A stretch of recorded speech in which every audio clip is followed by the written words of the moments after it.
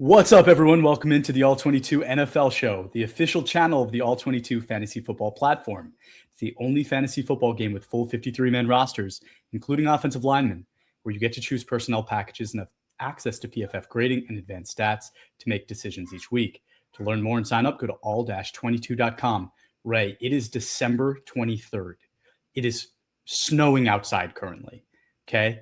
Dead of winter, shortest days of the year, right? Darkness is coming early, and your team is in the wilderness. That's what today's episode is about. It's about being in the wilderness, and there are a bunch of teams, unfortunately, that their quarterback situation is looking bleak. And this episode is episode 4 of our quarterback episode series. Go through it really quick. First episode was the elite tier, 2 tiers within that, elite and elite with some concerns. Then second episode was the group of guys that you could really win with, right? But maybe they aren't elite. The third tier, which was last episode, was guys that you're kind of running with. You don't really have another solution. You know you're not going to win with these people, but it's working enough and you're just doing it, right? Maybe there's also some contracts attached to these players, so you're kind of stuck. But this one, Ray, is what we've really been working towards, which is the teams that really don't have anything going on at quarterback, and some of them don't even have a solution in sight. So I thought we could do this one a little different. Since the previous episodes have really been about the team and the quarterbacks that they have in place, going deep dive into those players and proving our points of why we think they belong in those tiers. This one, we're saying they don't have a quarterback that we should really even be focusing on. So I think maybe we keep the quarterback conversation for those teams high level. And I'm going to talk about, and I'm going to rank how much we should be in panic mode in these teams, and then talk about why, maybe some of these situations, maybe it's low panic or medium panic versus high or extremely high. How's that sound? Yeah, you make lists, you make rankings. I don't, so we'll follow your list. All right. And along the way, I might just ask you more questions about Christmas. We'll see. We'll see what happens, see how I'm feeling, what the vibes are. But on this list, at the top of this list with my lowest panic meter are actually the Cleveland Browns. And I'm curious what you think about that. But I actually have them pretty low in terms of panic meter for this tier. Right now, they have Shedeur Sanders and Dillon Gabriel, the 2 guys that they drafted in this draft. Gabriel was a 3rd-round pick, Shedeur Sanders in the 5th round. And right now, they're running with Shedeur for the rest of the season. And it hasn't been good, right? Sanders, 23 years old, in 6 games so far, 48.6 season grade, which is 63rd out of 72 quarterbacks that have taken snaps this year. Very bleak. Dillon Gabriel, 24 years old, in 5 games, has 49.0 season grade, which is 1 spot above him, 62nd out of 72 eligible quarterbacks on the season. None of the statistical categories associated with either of them are promising. But I will say that Shedeur has 10 turnover-worthy plays in 3 games, 8 big-time throw in 2 games, but 3 of his 2 games, he has 2 or more big-time throws. So there are games where he's showing up and putting out a pretty decent showing. It's just when he doesn't, it's almost atrocious, right? It's worst quarterback in the NFL bad. So that swing is obviously not promising, but we're talking about a rookie quarterback that had 0 snaps with the first team basically until week 12 or something like that. So I think we should give him a little bit of grace. Also considering they just drafted 2 rookie quarterbacks, there's a good chance both of these guys are going to be on the team next year. But if you ask the Browns if they thought they had their long-term quarterback at this point, I think the answer would be no. If you ask us, or at least I'm going to speak for myself, I'm going to say no. But those highlights that Shedeur has, I think, are a little bit promising. And I would love to see him continue to sit and learn, because let me know what you think about this comparison. But Malik Willis right now, when he has to step in and start some games for the Packers or just play in games for the Packers, he looks pretty darn good. But if you looked at him his rookie year, he looked like an absolute mess, right? Dumpster fire mess. Leaves the Titans. He's now with the Packers, and he's been a backup. But I think there's a legitimate case that Malik Willis might be a starting quarterback in the NFL next year. Somebody might give Malik Willis an opportunity to start. Can Shedeur have a situation like that where he learns for a couple of years somewhere, maybe with the Browns, maybe not? before maybe 4 or 5 years down the road becoming a starter. Maybe. Then with Dylan Gabriel, I think Dylan Gabriel is like kind of tailor-made to be a backup quarterback in the NFL. I don't think he's really starter. I think he's proven he's not really a starter quality, right? He doesn't have like the big playability, the big arm, but he could be a pretty decent backup in the NFL.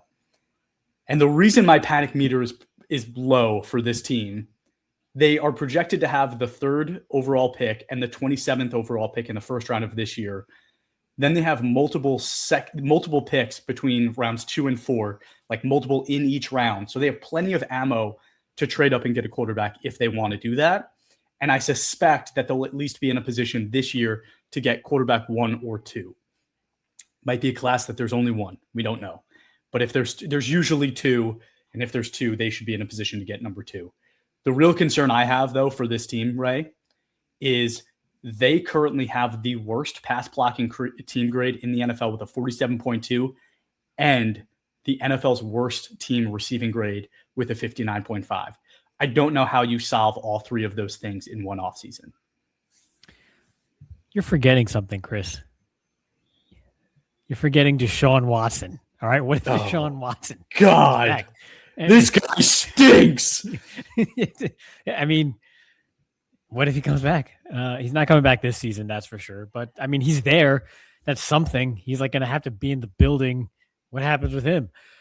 The thing about this class too is the Browns currently, I love Tankathon, currently projected to pick 3rd, as you say, right? Mm-hmm. Okay, they have a lot of ammo to move up. The Jets are 4th, okay, and they have a lot of ammo to move up too. And the Raiders are sitting there at 2 currently. So if they get the second quarterback, the Giants and Raiders play each other this weekend. So one of them is likely not going to be there, and everybody will move up, right? So like, I suspect the Giants are going to try to win that game, or are more motivated to win that game than the Raiders are.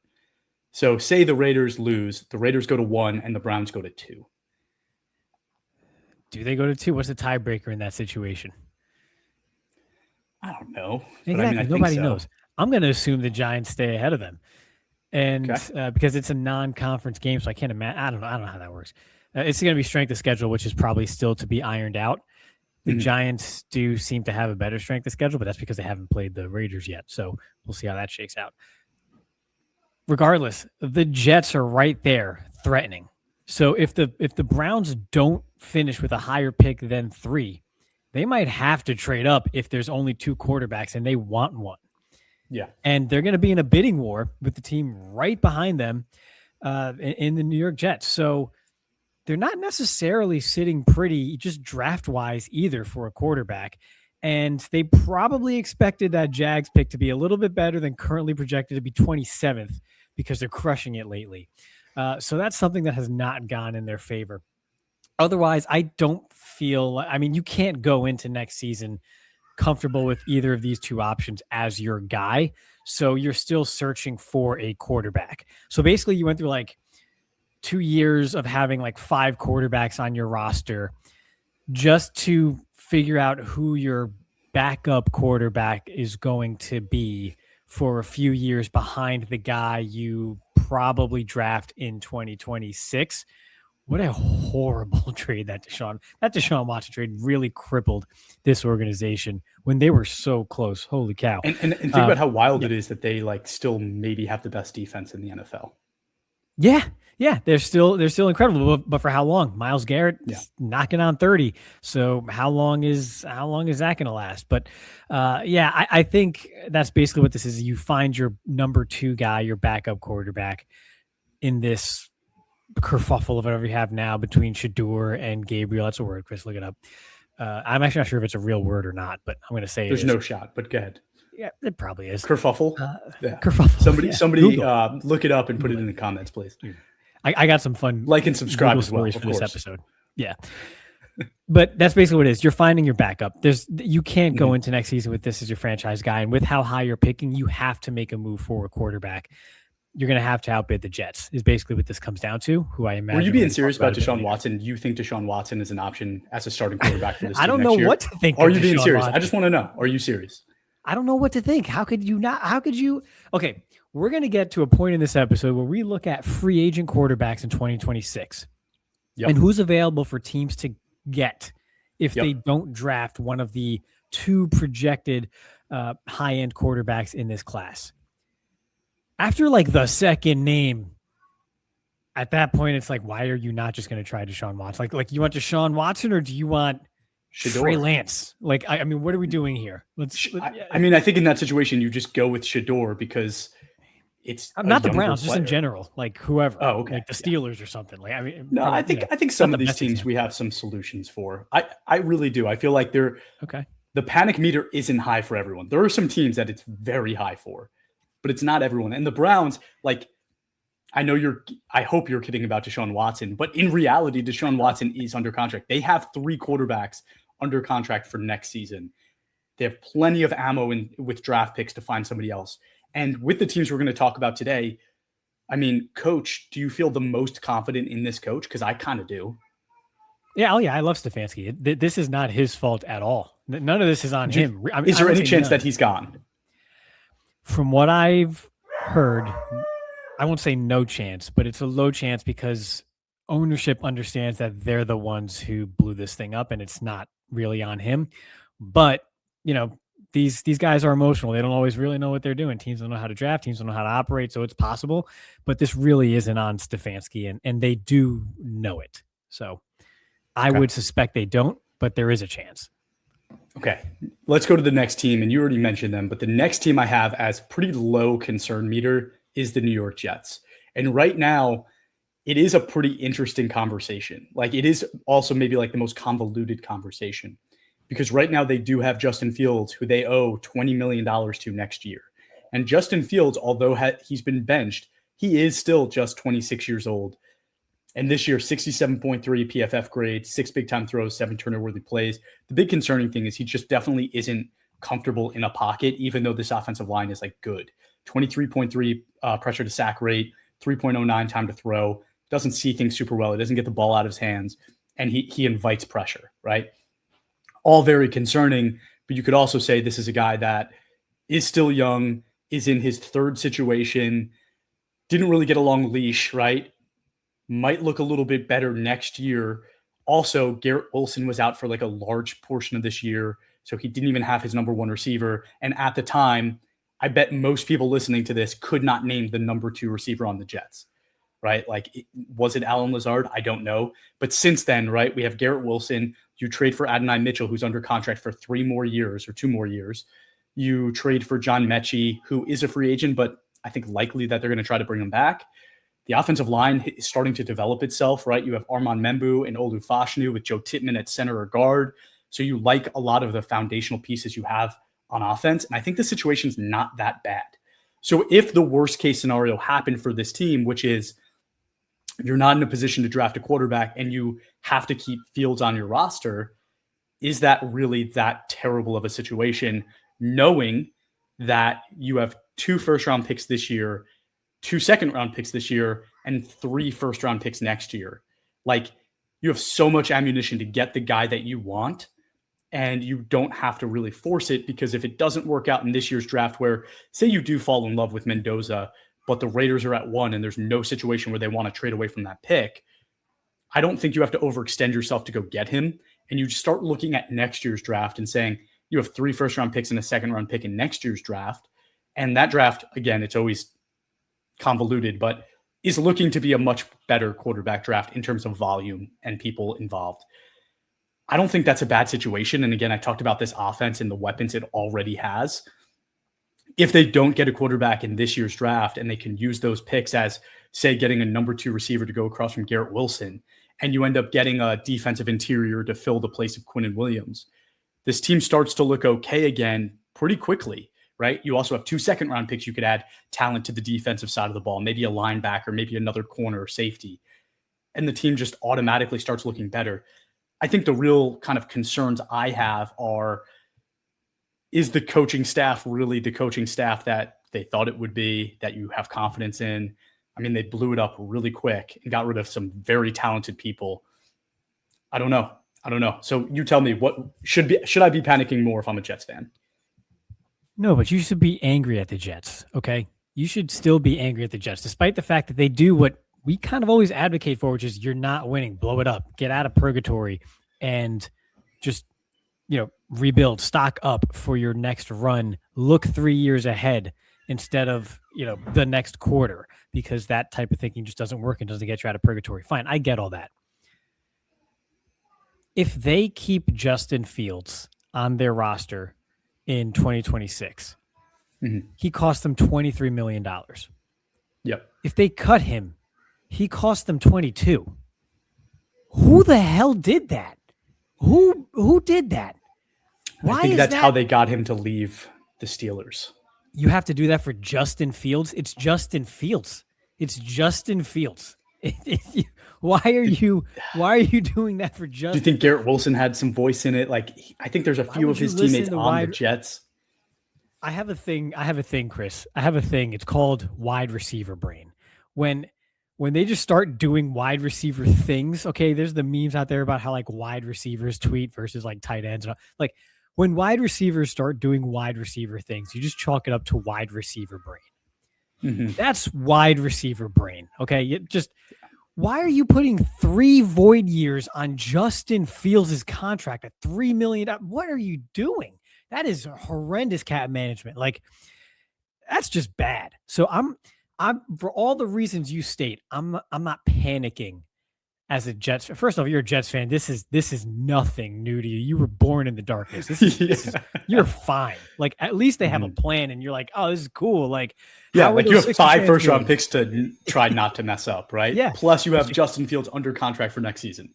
Yeah, even though you kind of had like 4 first-round picks in a couple of years, like a few years ago. Like, yeah, okay, I get that. But like, you're probably like, hey, the Sixers fans like kind of had fun during the process, right? Like, that was kind of a fun period. Like, you're kind of looking forward to it as a Jets fan. So I'm not panicking either for all the reasons you stated. I don't think they have to force it, although it would be nice to get a quarterback in there if the situation allows for it, because you do have a young, promising offensive line. You do have weapons around it. So it's not as if health provided, because they have not been healthy for the last few years now on offense, but health provided, it's a pretty good situation for a young quarterback to step into, given that offensive line, given that you do have a primary difference-making wide receiver on the outside, and then all these other assets to improve upon it elsewhere too, if you need to. So it's a good situation if you can make it work, but you don't have to force it given the ammunition you have in 2027. So yes, relatively speaking, you should be comfortable if you're a Jets fan. But why the hell did you structure Justin Fields' contract this way? Justin Fields. That's terrible. That's bad. That's bad cap management. It probably doesn't matter because you're not contending during this window, but it's still just bad management. But I mean, you're totally right. 3 years ago, they draft Jermaine Johnson, Sauce Gardner, and Zach Wilson, I think, in the same draft. And you're thinking, and Breece Hall, and you're thinking, wow, like, let's hit on all these guys and just run, right? Like, it's time to run. And that just shows you how important the quarterback pick is, because they really did hit on most of those picks. It's just the most important one they didn't. So this time around, they need to learn from those mistakes, and they need to do it again and hit on all those picks again, but they need to hit on the quarterback one. So, and I also forgot Mason Taylor's there, who I think is a really good asset at this point and looks very promising. And I know you were a big fan of him, so shout out to you. But the next team I have on this list is the Las Vegas Raiders as a medium panic, right? Because I think the Geno Smith, Pete Carroll experiment, Chip Kelly experiment this year was a complete flop. We don't know why they did it. Like, to me, this was not a team that was in a situation to do that with Geno Smith. If you're telling me we brought in Pete Carroll to kind of stabilize things, I'd say that's great, right? Even Chip Kelly, like, it made sense for what they were trying to do. But the Geno piece, right? Like, that's the part that didn't really make sense to me. In a division where you have some of the best quarterbacks in the NFL, all the teams compete, and you have really young, promising weapons with, Genty and Bowers, and your offensive line is still relatively young. It didn't seem like you need to really rush this window, and instead they rushed the window, right? Instead of, I think they traded like a 2nd or 3rd round pick for Geno. Instead of getting something for that, like, you basically light it on fire and lose a season, right, of progress. So I don't even think it's worth going into his numbers. I don't think there's any chance he's on the team next year. So the answer is, like, do they have the franchise quarterback? No. Do we think it? No. But the team, receiving grade wise, 71.3 is 22nd in the NFL. You obviously like what you have in Bowers, but they trade away Jacoby Myers, and there's really nothing else behind that. So you have to add like multiple receivers for this thing to start clicking. 28th pass blocking grade with a 56.9. Bad, but Colton Miller has been out all year. You lost JPJ for a majority of the year as well. Those two guys coming back next to Dylan Parham, like it's a decent foundation for an offensive line. It's not by any means like a great offensive line, but it should be a lot better than what it's been this year. So I think from that perspective, like you like that you have some superstar weapons, right? You might have the best tight end in the NFL, a really promising running back. Now you just need to go add some receivers and maybe a tackle. Like you're a tackle and a wide receiver or two away from having pretty good offense, but you also need the quarterback, right? We talked about it. They're playing the Giants this week. Whoever wins loses ends up with the number 1 overall pick. So I don't expect them to be in the wilderness very long, right? They should end up with the number 1 pick. If not, they're going to be able to get maybe number 2, and they're going to be in a situation where they can at least replace that position, but they do need more than that. And I do expect over the next couple of years, right? Receivers, tackles, they need to start investing more on the offensive side of the board. Do your 4th through 7th round pick on defense. But 1 through 3, it needs to be offense. What do you think? I'm scared for any quarterback that actually gets picked by the Raiders if they take one this year. Yes, Miller comes back. Yes, Jackson Powers-Johnson comes back. The rest of that line is still just terrible. Dylan Barham has not played well. DJ Glaze has not played well. Alex Kappa's still Alex Kappa, so he has not played well. It doesn't look good, and I still don't like the depth there. And then what's going to happen at head coach, at offensive coordinator? You don't have that in place. Pete Carroll's 74 years old. Maybe he doesn't even coach this team in 2026. I don't know. So I don't think so. I think they're being respectful and letting him finish the year. Probably. I would agree with that. And so, okay, fine. So you got to find your identity first before you can even kickstart this process and figure out who fits best in your organization if you go the quarterback route. But I still think there's too many pieces that need to be put together. And I know we do this every month, every 40 days or so, you'll go on Twitter and it'll be like, oh, should the Raiders trade Max Crosby? Yeah, they should trade Max Crosby. I'm sorry, get him on a winning team. He deserves it. It's not going to happen during this window. He's going to be 29 next year. Get something for Crosby while you can and build around your quarterback that you do select either in 2026 or 2027, what have you. But at least give yourself the best opportunity to put the most pieces around your quarterback. Your defense is terrible with Max Crosby. It'll be terrible without Max Crosby, but at least you can maybe protect your quarterback and give him some easy button weapons to throw to when the offense does key in on Brock Bowers or Ashton Genty, is getting swallowed up because the offensive line can't open up any holes for him and he has to score his touchdowns by running wheel routes 60 yards downfield instead. That's the only opening he actually has on the football field. So I worry if they take a quarterback too soon, because I think right now there are still pieces that need to be put in place before you can feel comfortable throwing a quarterback out there. Because you could say, oh, we'll take a quarterback and we'll sign, Kenny Pickett or keep Kenny Pickett and, we'll sit this quarterback for a year. It never works out that way. They always end up throwing the rookie in there by week 6. And then he maybe has a spark, but then he also gets beat up, gets concussed like Jackson Dart. You just don't want to do that too early for this quarterback. So I'm worried about how they will figure out the rest of the roster before they settle on their quarterback one way or the other, because they're not there yet. So and that's why I'm a little higher on the panic meter than you. Okay. I was going to say, I think that's why maybe I'm medium and it sounds like you're medium high is, at least you have a solution to get your quarterback. Like there is an option for you to go get one, and it should be this year in the draft. I also think when you get a number 1 overall pick quarterback, it's pretty attractive for head coaches and offensive coordinators to want to go there and lay a foundation and start to build something. And I agree with you on the Max Crosby thing. Do what the Jets did. Sell everything on defense to support your offense, right? Because if you don't have quarterback, you have nothing. So they need to do that first.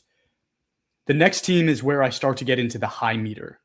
and it starts with the Minnesota Vikings, okay? The Vikings I have as high, but I don't have them as the highest. We did a full episode already on McCarthy, so I don't need to go too deep. But since our episode, 78.4 PFF grade, 89.7 PFF grade, and a 45.7 PFF grade. 7 big-time throws, 3 turnover-worthy plays. I don't know if you remember, Ray, but we said that would happen. Like before, at some point this year, it was going to look a little bit better. And he had a nice 2-game stretch, but then he went right back downhill. They still have 3 more years of control on his contract, and they're projected to pick 15th overall. So unfortunately for this team, I don't really see a good situation where you just easily replace him through the draft. And you mentioned it earlier, kind of teased it. At some point, we were going to have to look at free agent options because I do think they have to bring in some competition for him.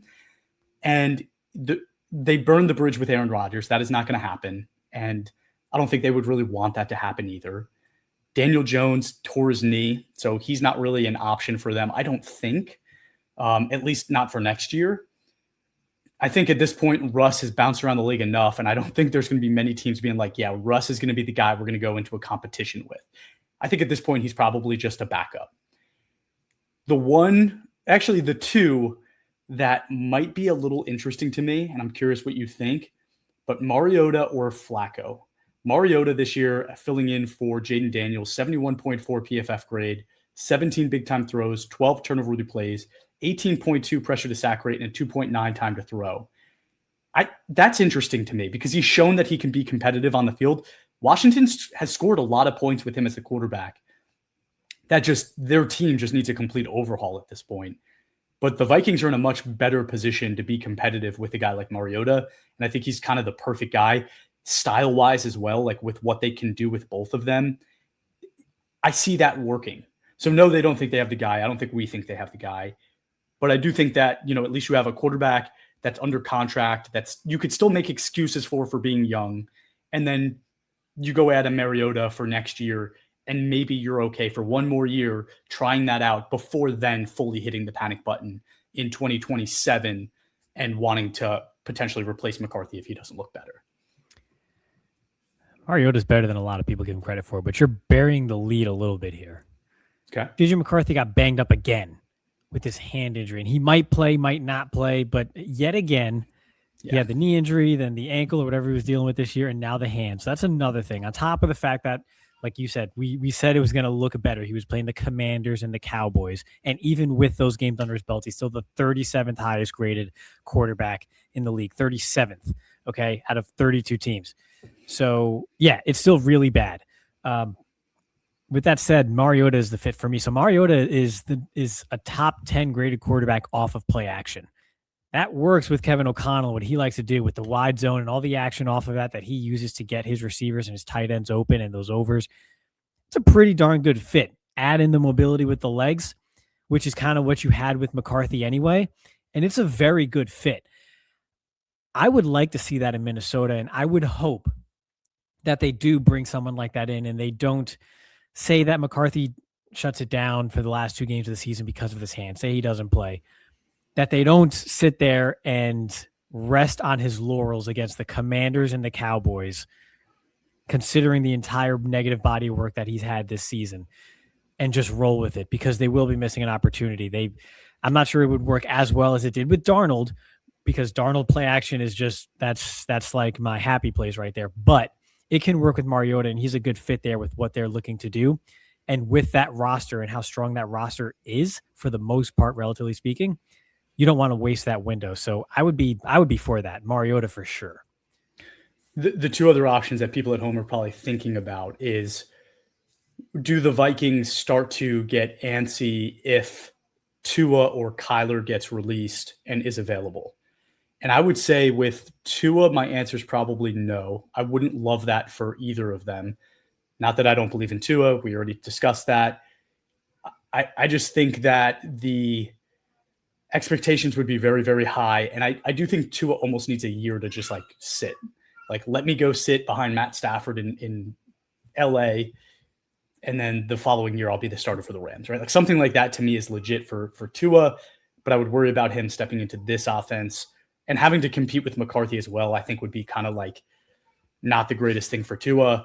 And I think he would blow him away, but I don't think it'd be the best thing for Tua.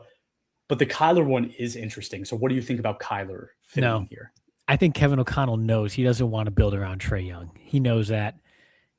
I don't see the fit. I don't see the fit there with Kyler at all. We're going to talk about this team, which I assume you have on the high panic meter now. Who? They played last night, the Indianapolis Colts, which we kind of had them running with it before. But yeah, I could see Kyler there and just throw. I mean, if you drafted Anthony Richardson, you're willing to kind of play this thing outside the box. So that's where Kyler fits. And I think with the big targets there, that might be more his style with Jonathan Taylor there on the ground as well. So we'll talk about that in a minute. But that's where I think a potential fit is more so than Kevin O'Connell and the rhythm and the timing of his offense and kind of, being able to time those throws in the window across the field properly, which is what we've seen McCarthy struggle with at times. Kyler Murray, that's just not his game. So I think Mariota would fit that much better and would probably come at a lower price tag. Well, definitely monetarily would come at a lower price tag. Yep. And I think that's a big part of it for that team. Yeah, exactly. So yeah, Mariota to the Vikings. Mariota to the Vikings, right? So that's why I have them as like, it's a high panic meter, but it's not the highest. And we're getting into the two teams now that I have as extremely high. And Colts are actually last. We're not going to talk about them yet. The next one for me is the Atlanta Falcons. And I know that you had Michael Penix on the list on the last episode, the running with it episode. I didn't. And I'm going to talk about why, just to kind of clarify, right? So 59.3 PFF grade, 8 big time throws, 11 turnover-worthy plays, tore his knee. It's his third time tearing an ACL. Like, the injury history is just huge at this point, right? And he's also an older prospect. He's got 3 more years of controls. I completely understand that, similar to McCarthy. But now he's out for potentially most of next year. And you're in a situation next year where it's actually funny, dude. You're going to love this.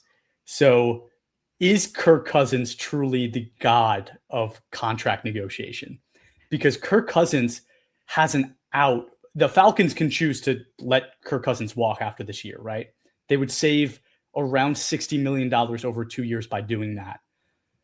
But they also have the option to opt in.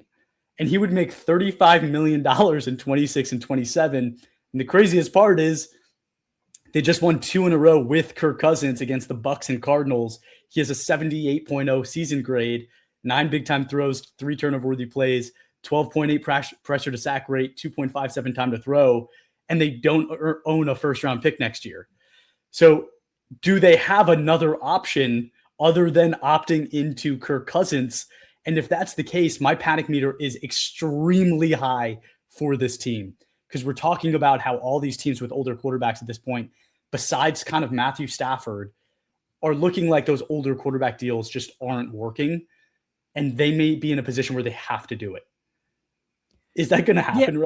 Yeah, but Chris, he's playing well. Maybe he just needed time away from the Achilles injury. He's playing really good football right now. What if he still got it? What if Kirk Cousins still has it? And 3 years from now, he's playing for the Steelers just like Aaron Rodgers is this year. The Steelers still haven't figured this whole damn thing out. and Kirk Cousins is playing his final chapter with the Steelers. Mike Tomlin is still going 10-7, 9-8, making the first round of the playoffs and seeing what happens from there. That's a very distinct possibility. But $35 million a year for 2 years, though?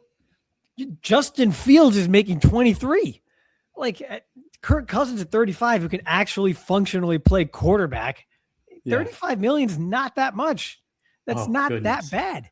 It's middle of the pack.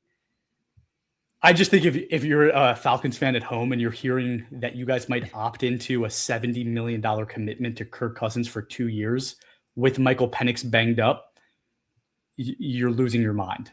And to me, that's like the worst possible, extremely high panic meter that you could have is that kind of a situation. Besides the one we're going to talk about next, but it's bad.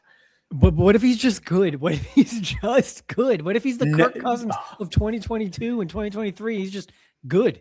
There are some players, Ray, that anytime they sniff a contract, all of a sudden their best version of themselves comes out, right? Yeah, don't do Kirk. They have that Joker face that's all pretty, but then they get that contract And all of a sudden, the burnt face comes in. That's Two-Face. That's not the Joker, right? The Joker's got. Oh, shoot. Yeah, come on. Sorry about that. No.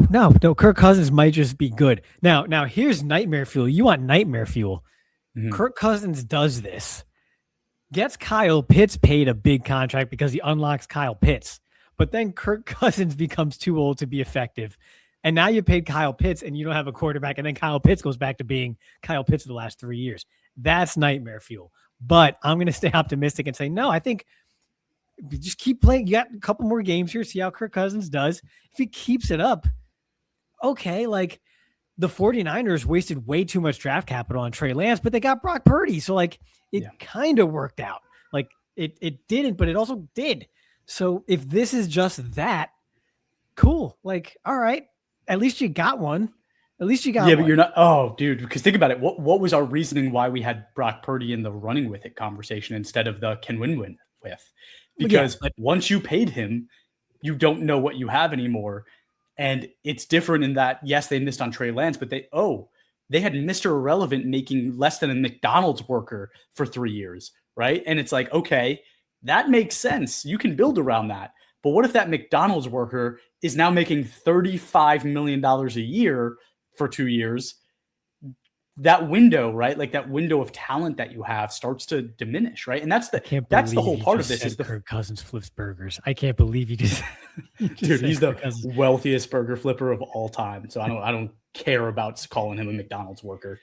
But you look at Drake London, you look at Kyle Pitts, you look at that offensive line, Bijan, and you start to say, okay, if we're really looking at 2 years down the road, still not knowing what our quarterback situation looks like, you wasted all of those semi-affordable contracts and also 2 years of those guys in their prime. And that is nightmare fuel. Well, yeah, but you're the guy who always says fail fast. So if you know Penix ain't it because now he just can't hold up. He got another major injury. And even when he was healthy, you just saw signs of a body breaking down despite his youth, which is extremely unfortunate because I love Michael Penix. I think he's awesome, but it's just not going to work out. We did a whole episode on that.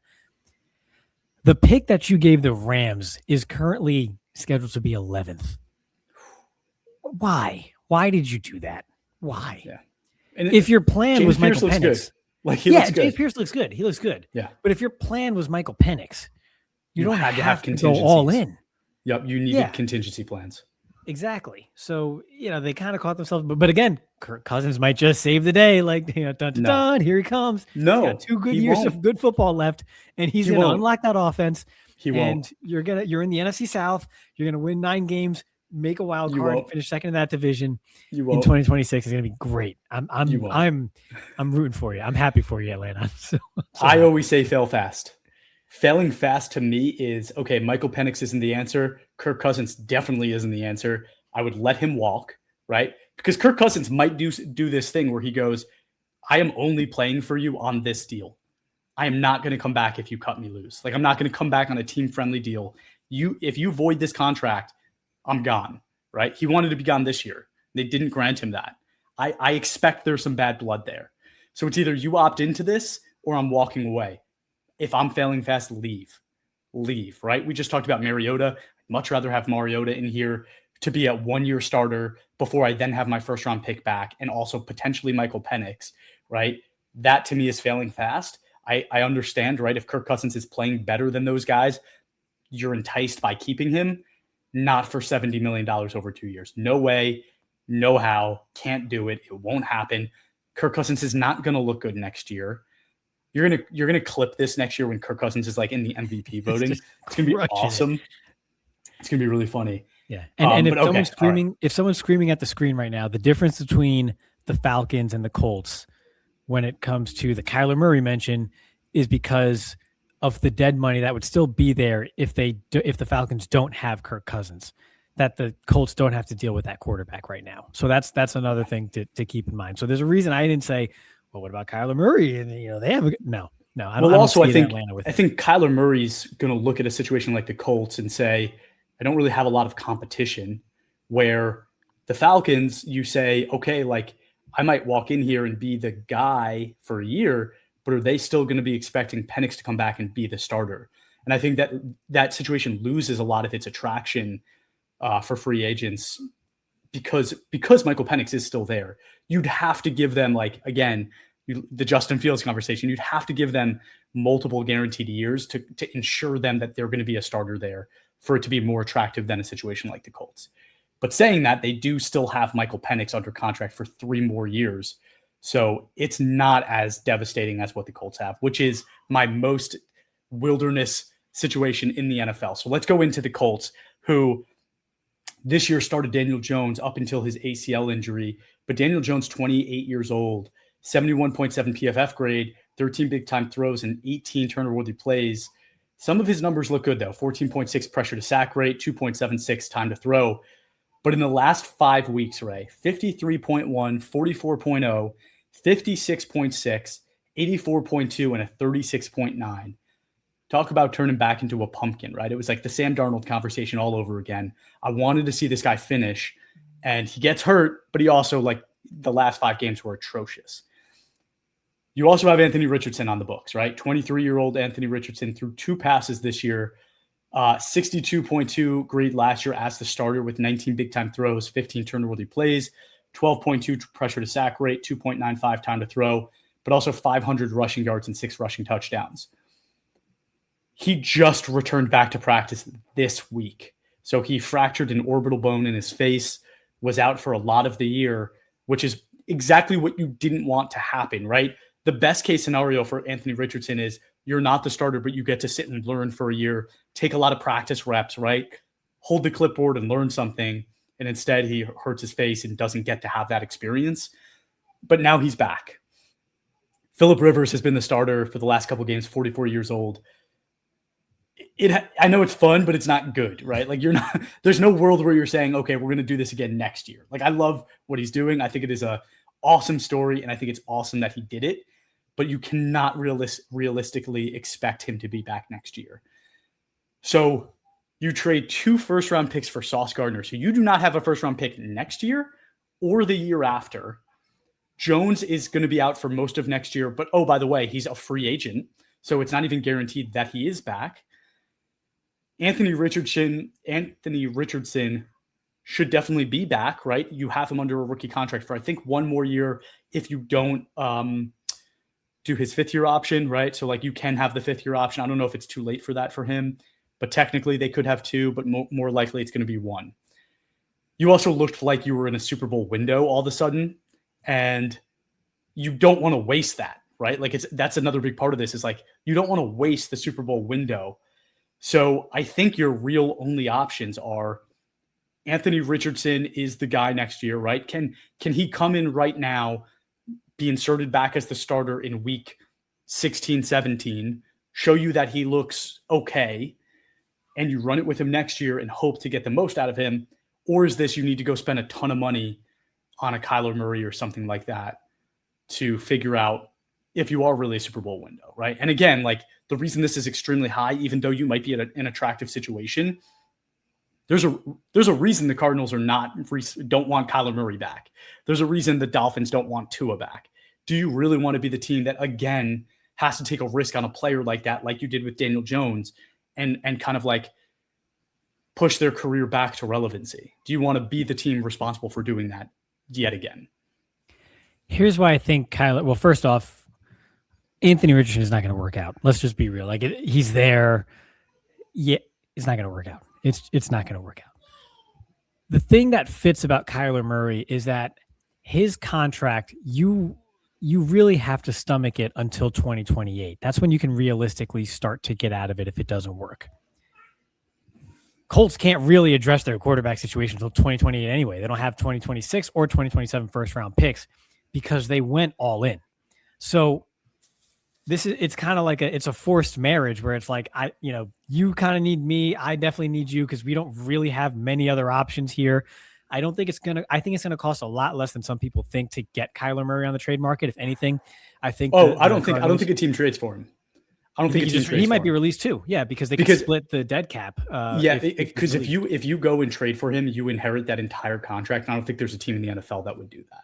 Yeah, which is fair. I mean, and there's ways where you could have the Cardinals still eat a lot of that to make it work, but it's possible, right? It's just an outright release.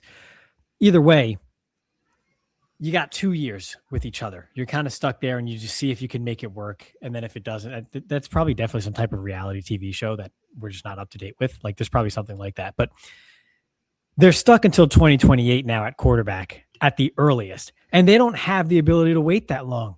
Quentin Nelson's not getting any younger. That offensive line, is good right now. Right now it's good. They got receivers. Jonathan Taylor's not getting any younger. But they've got a strong running game with him there. Ideally, when Gardner is back and healthy, they at least have a great corner, right? They've been banged up. Man, as soon as they made that trade, everything just went downhill on both sides of the ball. Injuries just everywhere. And by the way, it's an Achilles for Daniel Jones, not an ACL, which makes it even worse. But assuming you have, an elite level corner talent, Kenny Moore might have another year left. He's getting up there in age too. You got decent, talent at safety. Latu is kind of coming into his own. You got Kwity Paye, Buckner, maybe another year. That window is really short. And there's a very small number of quarterbacks that can actually take advantage of that they could realistically acquire. And it may just be Kyler Murray realistically, where you have a chance to do something. And so again, you have a team that was kind of ready to tailor its offense around Anthony Richardson. Very unconventional. That's Kyler Murray. I think the fit works stylistically, timing-wise, with what they have elsewhere on the roster and what they have to work with as far as draft capital is concerned, which isn't much. I don't see a viable direction elsewhere for these guys because, again, you bring back Daniel Jones. That stretch that I talked about so much was very clearly over before he got hurt in the second half of this season. So which Daniel Jones are you going to get? The first half Daniel Jones, the second half Daniel Jones, and for how long are you going to get that? Coming off of an Achilles? I think you go Kyler. I think you try it out for 2 years.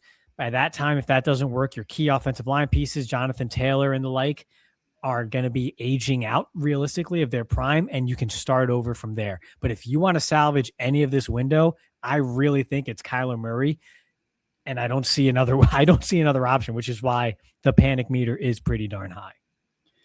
What do you think becomes of Daniel Jones? Is this a situation where Daniel Jones, a team has seen enough where they say, we're going to give you 2 years. 1 year, obviously, you're going to just basically be on injured reserve for most of the year, if not all of it. And then we'll see what you become in year 2. Or do you think because of his play and because of the injury, he's not getting signed for next year, and then somebody has him as like a backup, maybe try to compete option for 2027? Ideally, if you're the Steelers, you try to get Aaron Rodgers back for 1 more year. You sign Daniel Jones for 2 years.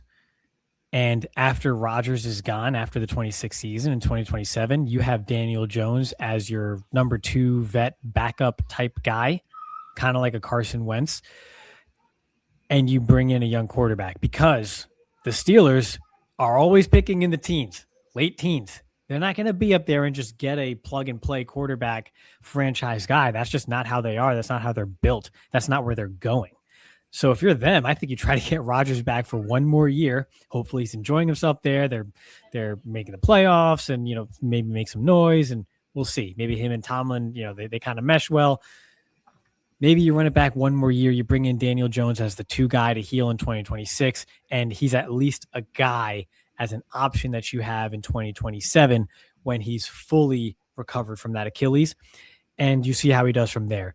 I think that's the type of situation Daniel Jones has to go into because I don't think you want to ask too much of him in 2026. You can't tear an Achilles that late in 2025 and put too much on his shoulders the very next season. It just won't end well. It's bleak. It's bleak for these teams in the wilderness, Ray. It's bleak for them. This was super fun. I enjoyed this series a whole lot. I hope people out there listening did as well.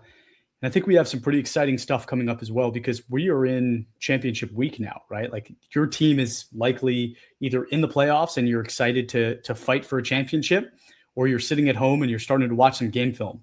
And either way, I think the content that we have coming out in the next few weeks will be for both of you, right? I think it'd be fun to review kind of the top performers of this season. And then I think let's get into draft mode. Let's start talking about some of these prospects and get ourselves ready to go. Everybody, thank you so much for tuning in. Please give us a follow on Instagram, Facebook, TikTok, and X at all22_PFF, and give us a review wherever you watch or listen to your podcast. And have a happy holiday.